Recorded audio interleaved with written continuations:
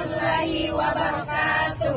Kami dari kelompok SD Impres Pak Baeng-Baeng yang beranggotakan 6 orang yang terdiri dari atas nama Muhammad Aljiwan Husain, Mufliha Mustari, Nelianti, Nur Fitrah Awalia, Nur Asmi Said, dan Nur Intan Latif. kami akan mendemonstrasikan materi tentang pembelajaran berdiferensiasi.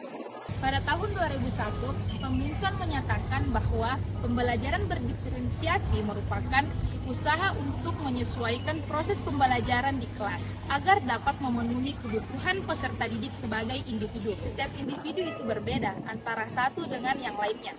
Seperti halnya yang terjadi di sekolah. Tentu saja ada banyak sekali perbedaan antara siswa yang satu dengan siswa yang lainnya.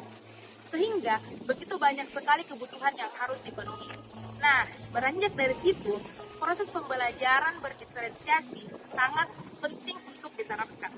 Ada beberapa keragaman siswa di kelas. Yang pertama yaitu perbedaan gaya belajar, perbedaan sosial kultural, perbedaan minat belajar, dan yang terakhir yaitu perbedaan kemampuan akademik. Nah, teori yang pertama tentang pendukung pembelajaran diferensiasi, yaitu teori sistem ekologi.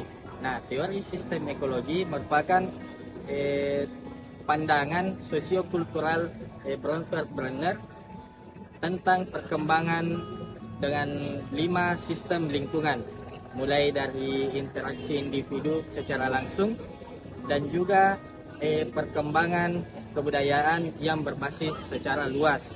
Nah, kelima sistem lingkungan tersebut yaitu mikrosistem, mesosistem, ekosistem, makrosistem, dan kronosistem.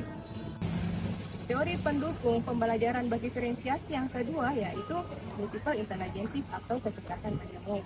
Teori ini dicetuskan dan dikembangkan oleh Howard Gardner 1993. Menurut Howard, kecerdasan majemuk merupakan kemampuan seseorang untuk memecahkan persoalan yang nyata dalam situasi yang bermacam-macam.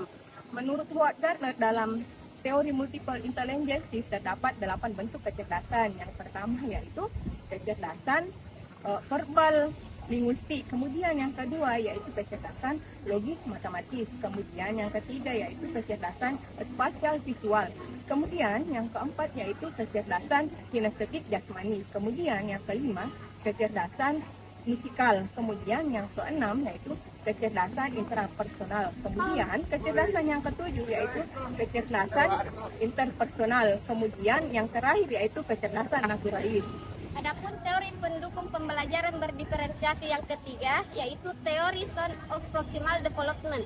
Nah, dalam teori ini menjelaskan jarak antara kemampuan peserta didik untuk melakukan tugasnya di bawah bimbingan orang dewasa yang sesuai dengan kemampuan yang dimiliki peserta didik tersebut.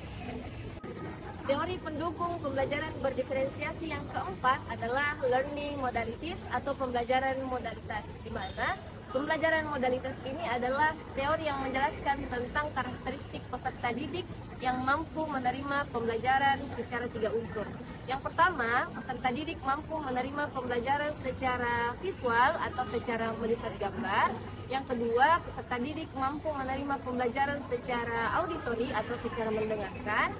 Terus yang ketiga, peserta didik mampu menerima pembelajaran secara kinestetik atau belajar sambil melakukan.